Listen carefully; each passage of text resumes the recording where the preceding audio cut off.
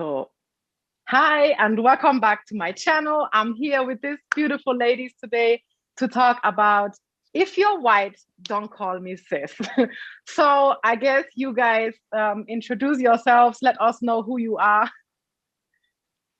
Ola, would you like to Hello. go first? Okay, Yeah. Ola, go first.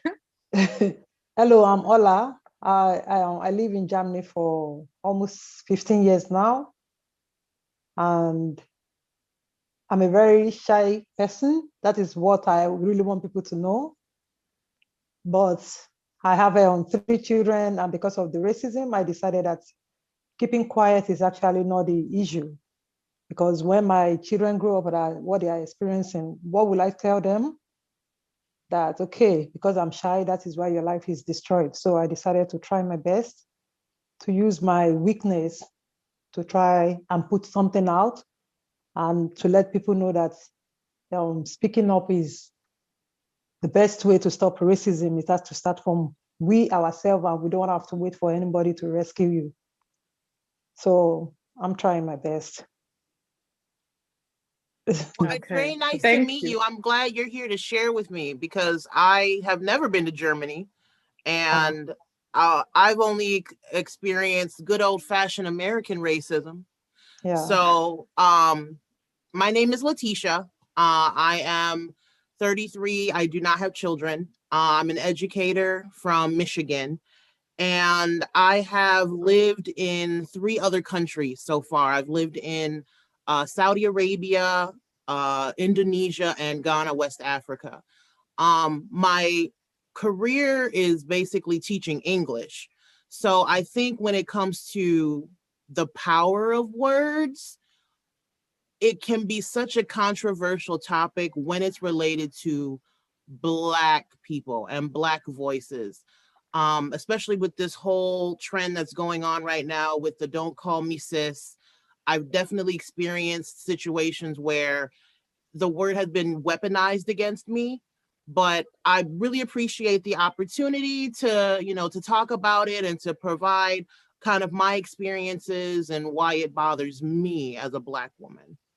And I'm grateful for the two of you to be here. It's such an honor, really, especially because you're both from different countries. Like one is Countries, yeah. Germany, one is America. So it gives us a whole different perspective on the thing. So I don't know, Ola, do you want to start about your opinion? Do you want to share? What's your opinion about white people calling you sis or sister? Or what does it make you feel like? Like, are you cool with it or are you not cool with it? And if not, why?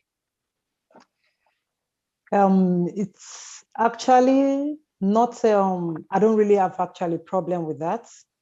And it depends on the approach, Yeah. because you can call me sis when I, oh, can you go first? Let me just Okay, Letitia, calm go myself. first. I'm a very nervous person, so I have Oh, Don't it's all worry. good. It's nervous. all love here.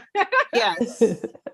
You know what? When you have a thought, go ahead and interject. For me, this is something that I guess let me go back a bit. I currently am working at a factory overnight, and I'm a COVID agent. I'm a COVID screener. So I check all of the employees coming in for the night shift.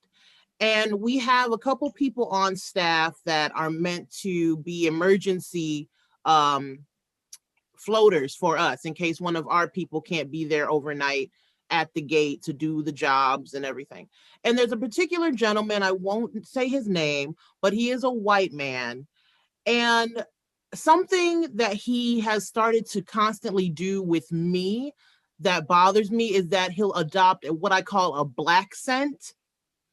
And so black scent I use for black accent. I know I'm not the only one. I'm not copywriting it or anything. But every time he sees me, suddenly he's, "Hey girl, how you doing?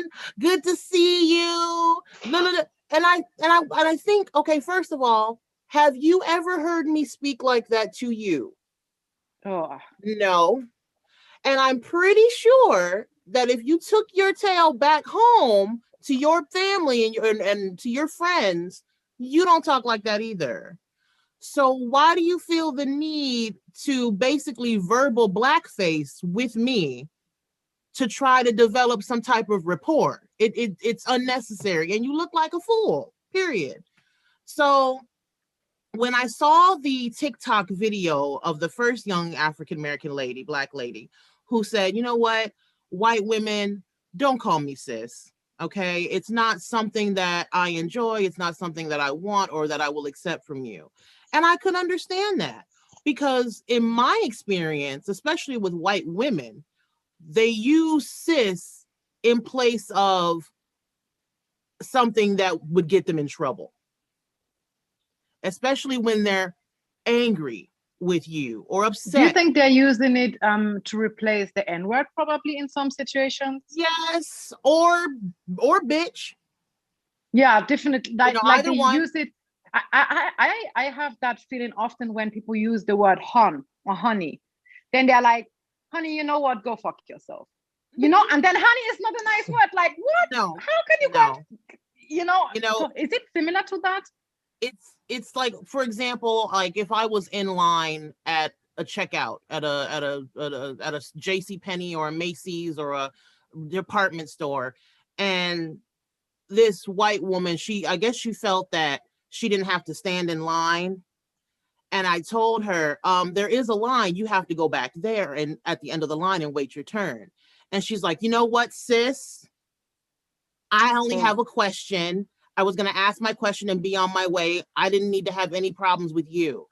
And at this point in my life, I constantly choose violence. And I'm always ready to lay hands if necessary. I haven't done it yet, but I am at that point. It's 2021. I'm at that point.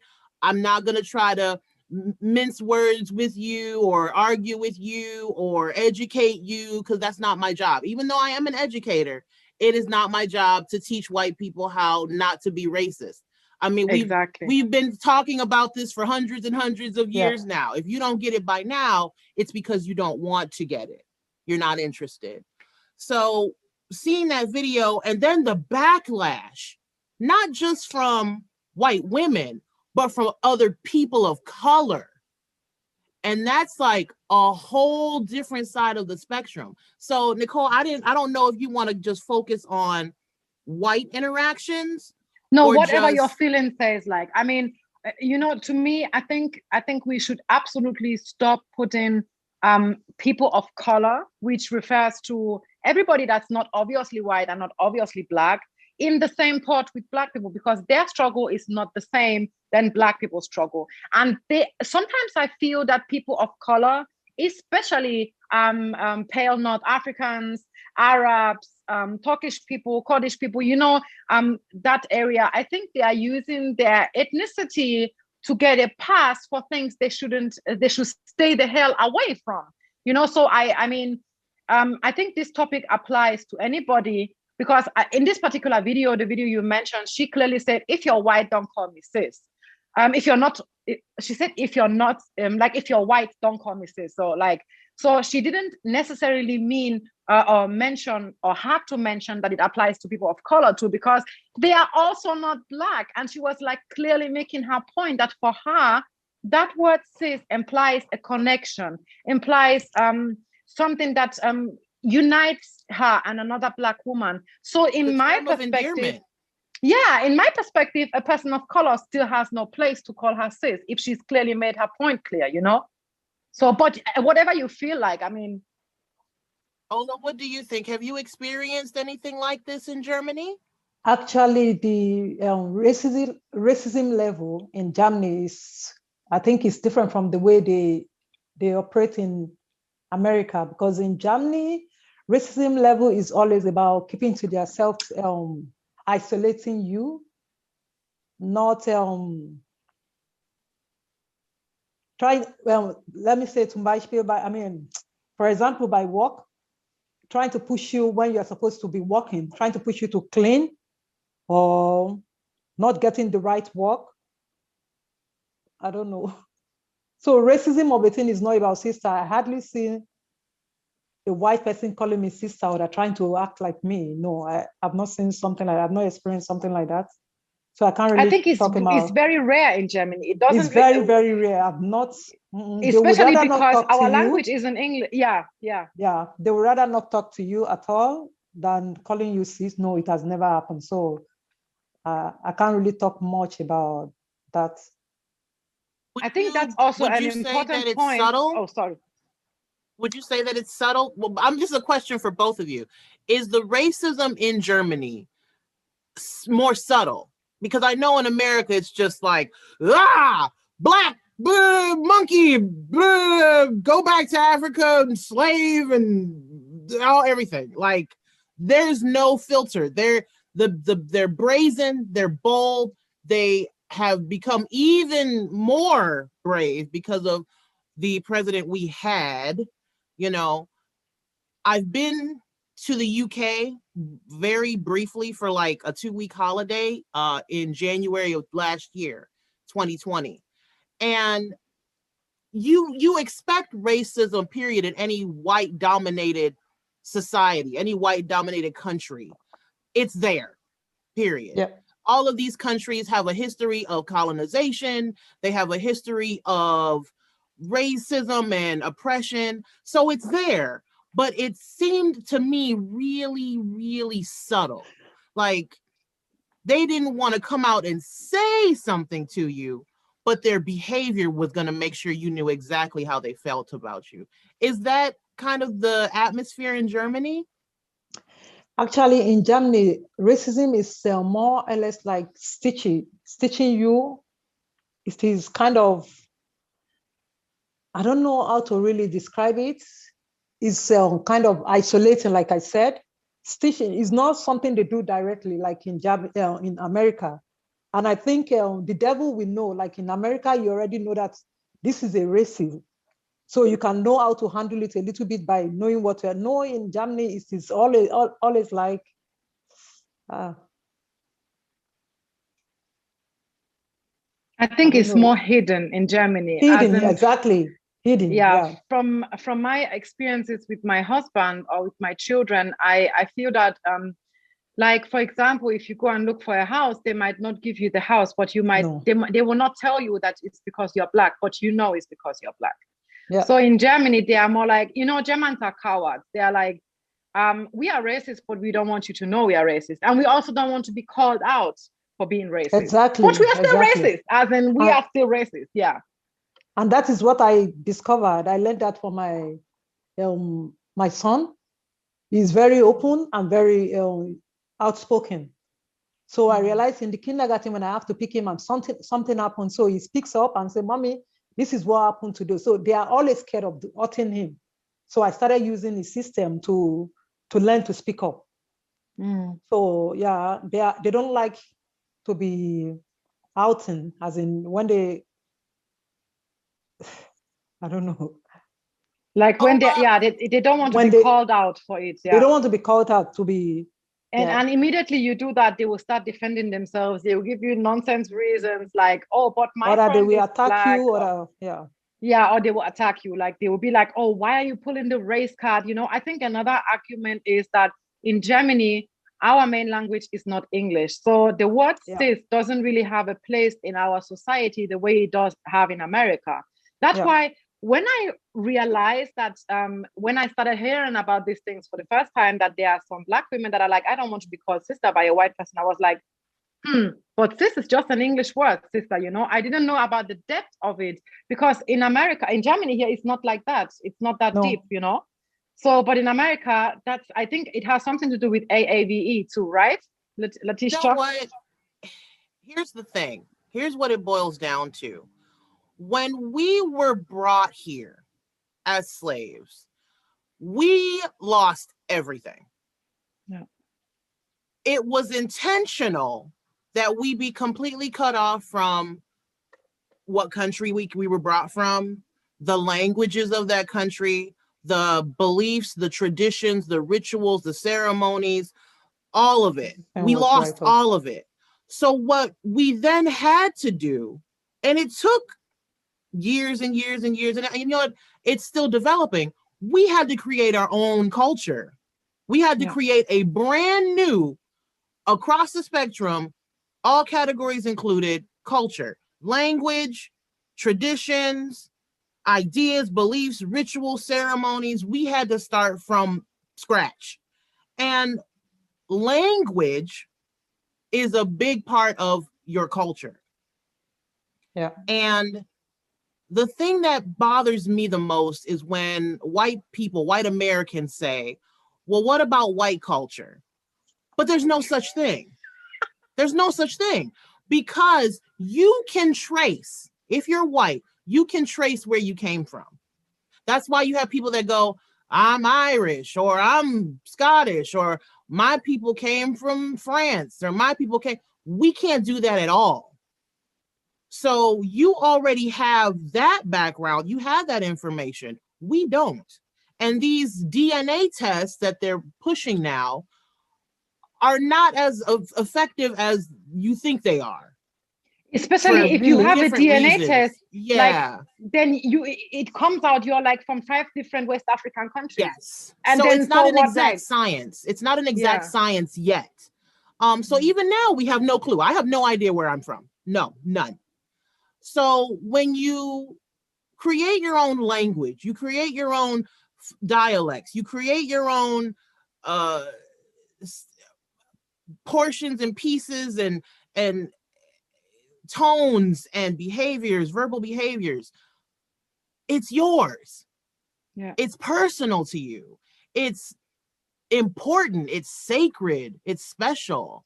So to see the same people who tried to strip you of everything, try to take something that you have had to build yourself because of what they did, it's a slap in the face. It's insulting.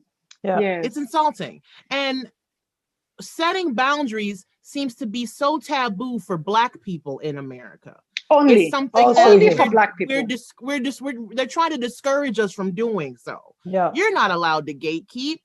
You're not allowed to set boundaries.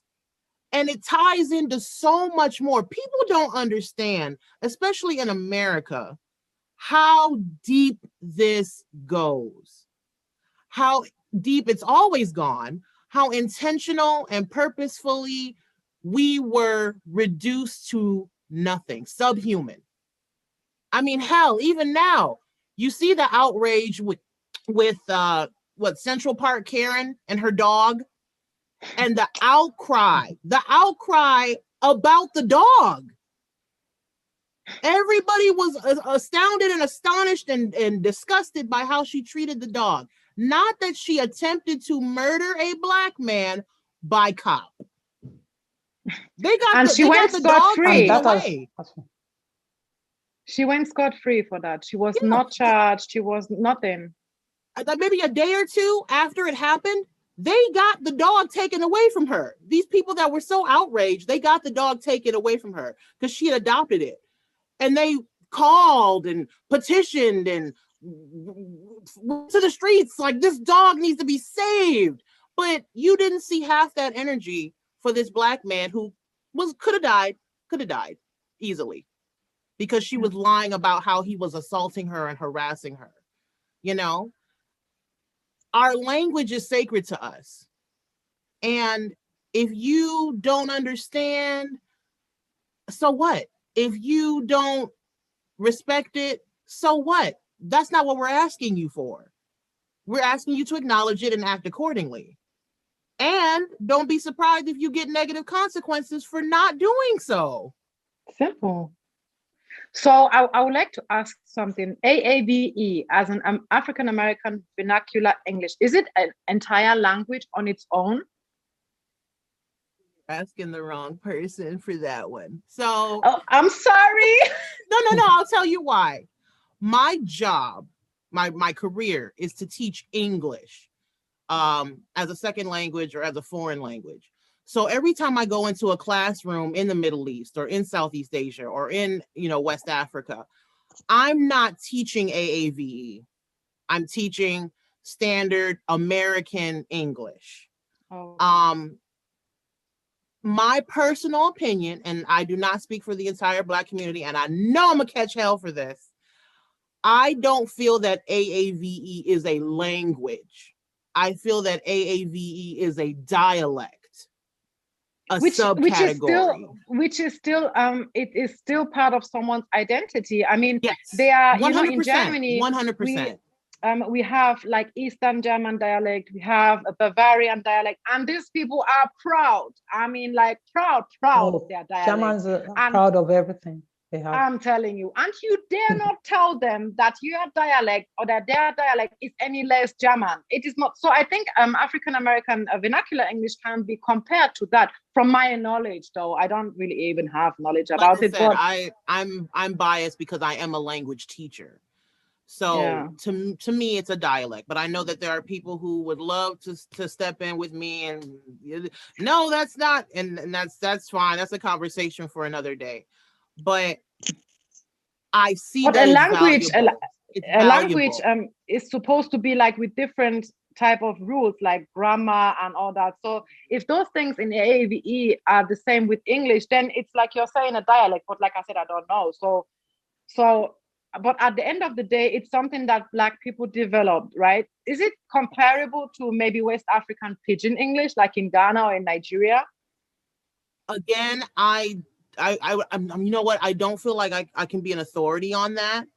No, it's just an opinion. But I would say, so. yeah, I would say yes. I wanted to ask Ola. Ola, you said you were in Germany for 15 years, but where did you Sorry, I'm from Nigeria. I'm from Nigeria. Okay. Yeah. So I think the English is not the same. It's different because I've had the dialect English, the American dialect English. I've had it before, so it's completely different. No, I mean what I meant. People don't understand at all. No. I meant to say that you know, in Nigeria now the official language is English, right? And then they still have people speaking Pidgin. Pidgin, it comes from English, but what's still developed by Nigerians, right? Yeah, exactly. Yeah. Yeah, that means it's the same than AAVE too, because AAVE comes from English, but was developed and brought up by Black people in America. So I think it's comparable, but I'm not sure though. Because I've had it, I don't think it's really comparable. I don't think so. No, it's not at all, because I know Pidgin, and yeah, it's something different actually. Okay. So when you're talking about AAVE, like it's part of African American culture, right? Yes. And that was something that I had to learn. I had to learn that too, because I grew up in a white dominated society. So even from a young age, I was born in Detroit, Michigan. I don't know if you all have heard about Detroit, but for a while, Detroit was like world famous for being like a murder capital of the world, like violence and crime and gangs and arson and scary, savage Black people who can't be controlled. You know, I was born there. And so for me, it's like, okay, AAVE, everyone spoke it. Everyone spoke it there. But once I moved, and I moved when I was 10, my mother moved me to West Michigan. Detroit's in East Michigan. We moved to West Michigan. West Michigan is predominantly white. And once I arrived there, they made sure, those white West Michiganders made sure that I knew the rules because of this, and how I had to change my speech, change my behavior, change my way of dress, change my hair. And it stayed that way. That indoctrination literally consumed my life all the way through my teens, into my early 20s. I didn't leave the country for work until I was about 20, 26 years old. I had never been on a plane before. So I had to change my speech. I had to change my language. I could no longer speak AAVE because I was perceived as being stupid, ignorant, low income, low class. So even now, when I'm talking to my students, when I'm talking to friends overseas, when I'm talking to you two ladies, people would say, "Oh, you speak so white." Oh God, no. Oh my God. Hey, this is so bad. Telling a Black person they speak so white is like punch them in the throat. Oh my God. I mean, I still get the compliment of, "My goodness, you're so articulate." What did you expect me not to be? I mean, and white people still think that that's a compliment to me. You're so articulate. And I'm thinking, Barack Obama was the 44th president of the United States. He was articulate too. We're out here. We do exist. You know what I mean? But AAVE is still considered to be, especially by the white community, a sign of ignorance, low education, low income. They know exactly where you're from. And when I first came to West Michigan, people, we know exactly. As soon as you said Detroit, we know exactly what type of person you are. We know exactly what you're going to be, which is nothing. And I really had to fight my way into my own identity. I'm still doing it now. I have literally started the process last year and into this year of deprogramming myself after being forced to learn how to navigate whiteness in America. White people don't have to learn how to navigate blackness in America, but you better believe that Black people have always had to learn how to navigate whiteness, how to behave so you're not perceived as a threat, how to speak so that you're not killed. It goes so deep.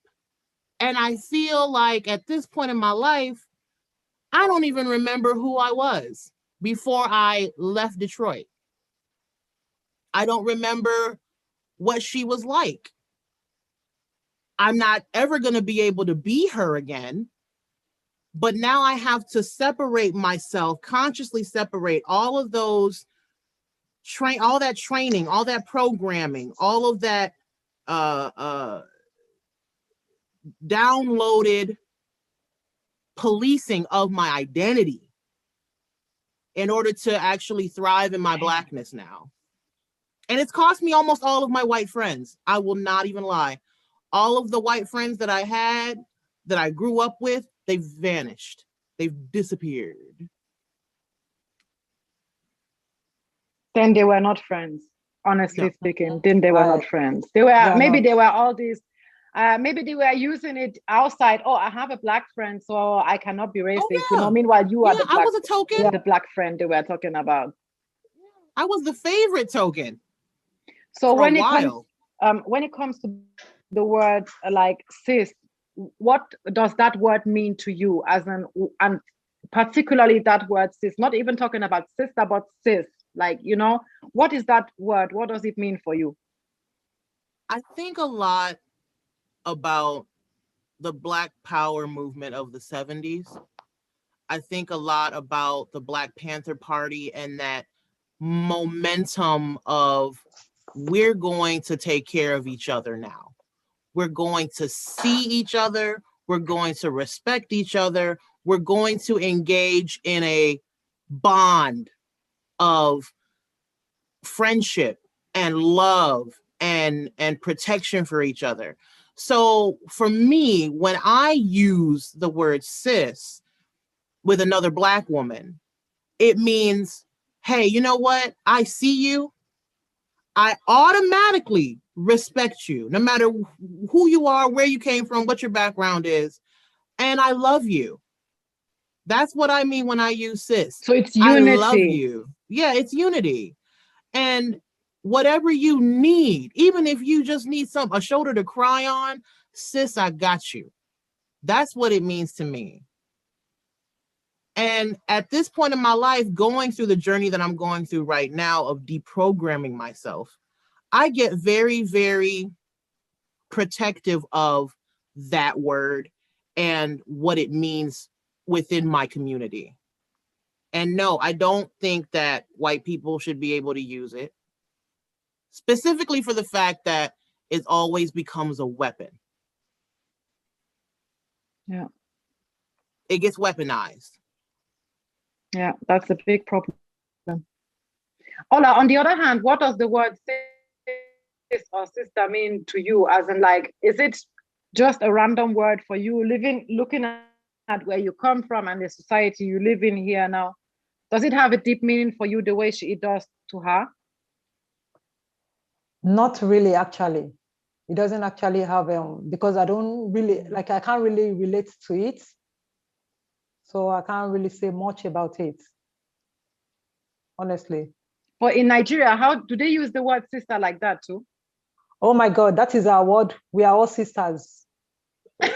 Like, Yes, that's what yeah. So anytime I see, even if I meet an African woman today, regardless of where he or she where she comes from, I will call her my sister. Or a guy, I call her my brother, and we always treat ourselves like brothers and sisters. So I it think doesn't that's matter where similar. yeah. I think it's similar. I Yeah. think because I taught in Ghana too. So even when I went to Ghana, I visited Ghana twice, and then I lived in Ghana a third time for about 6 months. Everyone called me sister. From the moment I got off the plane, Yeah. welcome, sister. Welcome home, sister. How are you today, sister? I can help you with that, sister. And it made me feel so Welcoming. Yeah. welcomed, recognized, appreciated, like stepping back on African soil, being a descendant of slaves meant so much to me. I felt the connection through my feet on the ground. And I try to encourage all of my African American friends. I tell them, you have to go home one time in your life. To me, it's like our own, and I'm going to say this, I hope I don't disrespect any Muslims because I have a lot of respect for Islam, but it's almost like our Hajj, where we have to, at least once in our lifetime, we have to go back to the continent. Yeah. You know, I don't even find that disrespectful. I find it actually it's not. I'm a Muslim. That is not disrespectful at all. I find it a very beautiful comparison, to be honest, because like for Muslims, that place is so precious. And if you are okay, when you are able to go there. So for the descendant from the slavery descendant, it is a must for you to have a taste of where you actually, your root is. Yeah. So I think it's a very good comparison. Yeah. But I appreciate it. I really do. Going to Africa, living in Africa changed my life. I definitely plan to retire there someday. I want to move. I'm trying to get out of here as soon as possible again. I've been trapped here for over a year, and I'm trying to escape forever. But this whole it's gotten so bad, and it's nothing new for us. This is what it always surprises me when I hear white people go, it's never been this bad before. I can't think of a time that we've been so divided, and people that look like me, we go like this. Really? This is nothing new for us. This is how we've lived our lives since y'all brought us here. None of this is new. But now we have, I think it's also body cameras, and we have smartphones, and we have the internet. So now you have even less of an excuse not to acknowledge the existence of racism and white supremacy in America, because it's right in your face. Yeah. I also think it's important to just mention that I whatever roots or whatever origin that word might have, like there are people that will call you a name. It doesn't even need to be sis. Maybe maybe they shorten your name, and then you tell them, oh please, my name is Bethany, don't call me Beth. And everybody will respect that. Nobody will be like, oh Beth, why are you gatekeeping your name? But as soon as Black women be like, please, and that woman was even respectful. I watched that video and I didn't feel a single offense in any fiber of my body. I was like, okay, she doesn't want to be called sis, point blank period. There is nothing there. Like, that's literally her right. Nobody wants their name to be shortened, their name to be changed. And everybody respects that as long as it's not a Black woman. And I think that's super problematic. And that is exactly, white people have that problem that we are so used to telling Black people what to do. And you've if got now nothing to black people say. turn Yeah. around what to do, it becomes like they're like, normally I'm supposed to be the one to tell you what to do. Why are you telling me not to call you sis? Yeah. So I think that it all boils down to basic respect. If somebody doesn't want to be called sis by you, you shut the fuck up and don't call them sis. It's literally that simple. So, but you're right. if you still want to add It's a respect thing. Yeah, that is one of the things I could say is racism in Germany, because in Germany they always think you have got, as a black, you have got nothing to say. You don't have your own opinion, or your opinion is not even relevant. You can just keep your mouth shut and listen to what we are saying. That is one thing I call racism. And I would like to comment a little bit to what to your experience as an American. When we compare it to we Africans, we are the most disrespected people in the whole world. The moment they realize that you come from Africa, then I remember when I first came, I was still very fresh and from Nigeria. And when the racism was going too high, so one day I just went to a restaurant with my son. Then I was there and they asked me, "Are you from America?" Then I said, "Yeah." And I realized that I get a little bit more respect since that day from these people. Then I'm like, okay. So it's not even only about being black, it is also where you come from. And that is okay, a little bit yeah, sad. I never, ever in my life felt any type of privilege. I didn't know what privilege felt like until I left the country. Until I started traveling with that passport that says United States of America, I had no idea what it felt to be privileged. And the way that I was treated in Saudi, top tier. The way that I was treated in Indonesia, top tier. The way that I was treated in Ghana, top tier. The same thing we're in Germany. And I had to step back and go, wow, I understand why it's so addictive to white people. And I understand why it's so difficult to give up. But I definitely agree with you. When you're black and you're from Africa, people literally they look through you. But being a black woman from America, people see me, not even just because I'm big, but people see me and they want to be a part of my energy, my space, my story. They want to have affiliations with me and network with me too. And that was something I'd never experienced, because when I'm here, I'm a fat black bitch. I don't have any say. I'm not supposed to be treated with any respect. I'm supposed to be bullied and shamed and disrespected and sexually assaulted and raped and demeaned and talked down to and killed indiscriminately. Period. You are worthless. But then I leave and I'm somebody. It's crazy. That's so sad. It's crazy. Yeah. But I think it's simple, as in that's exactly why I felt it was so important to have two Black women in two predominantly white societies with two different backgrounds. Because if you still think as a white person and you're watching this, that it's in any way okay, somebody is respectfully telling you, please, if you're white, don't call me sis. That word has a meaning to me.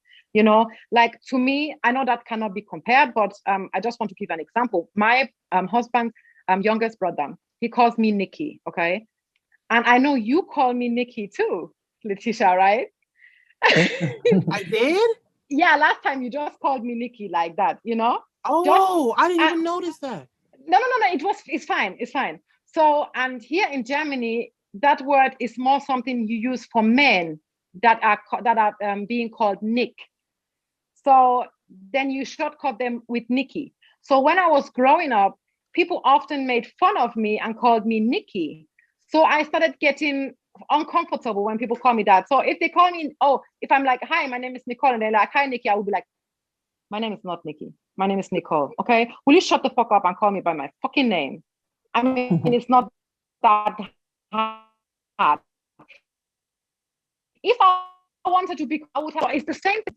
Like, don't do it if they're not cool with it. I mean, there are so many Black women that have white friends and they're cool with them calling them sis, but that does not apply to everybody. You know, all our female family members, they never call me by my name. They always call me sis, and they are sisters to me. You know, they are literally sisters to me. But that doesn't give me the pass to use that relationship I have with them on another Black woman that has another reason and background for that word, you know. So I think it was very, very nice for you to have elaborated this like in such explanation, so that even if somebody doesn't understand, I hope they understand now that it's simple respect. It's like literally the only thing Black women ask for. And I think that's like, it's like even the lower of the bare minimum. Like it's so simple to just respect somebody. Is so simple. So I don't know if you guys still want to add anything, but yeah. No, I wanted to share this last story because we're talking about names. And my name, my birth name is Letitia. And I cannot tell you how many years it's been that I introduce myself as Tish. And that's not my name. But I do it because I know that one, a lot of white people will destroy my name. They can't pronounce it, which doesn't make any sense because they have words like phenomenon and phantasmagoria, and they can say that with no problem. But Letitia is too hard. But not even just that. I realized that I was stripping myself of the most basic thing that I had for them, for their benefit. So even now, I struggle with developing the new habit of my name is Letitia. You're going to call me Letitia. You're going to refer to me as Letitia. And we'll stay here and have you repeat it until you get it right. My name is not Tish. It's not. And I'm not going to do that anymore for you. Yeah. Absolutely. Yeah, I believe the white people could say your name right if they actually really want to say it. Like my name is very simple. It's a very long name, Ola Tundu. And I try to shorten it to Ola. I'm not Ola, than Ola. But they keep calling me Ola. But it got to a point when you call me Ola, I pretend as if I don't hear you. Then they learn to correct it. So sometimes it's not not calling your name is not because they cannot pronounce it. It is just a kind of belittling you. That is how I feel. Dehumanization is a way to dehumanize you. Yes. Exactly. Yes. Dehumanize, that is the right word, yeah. Like they don't want to tell you straight up in the face that they don't give a fuck about who you are, where you come from, what you think, what you want. They would just ignore your name. Exactly. That's like there it is. That's yeah. what it is. In a nutshell, that's like if you don't want a Black woman to know that you're a racist piece of shit, you simply ignore what he's asking you to do, or you simply stop pronouncing her word. Like Letitia.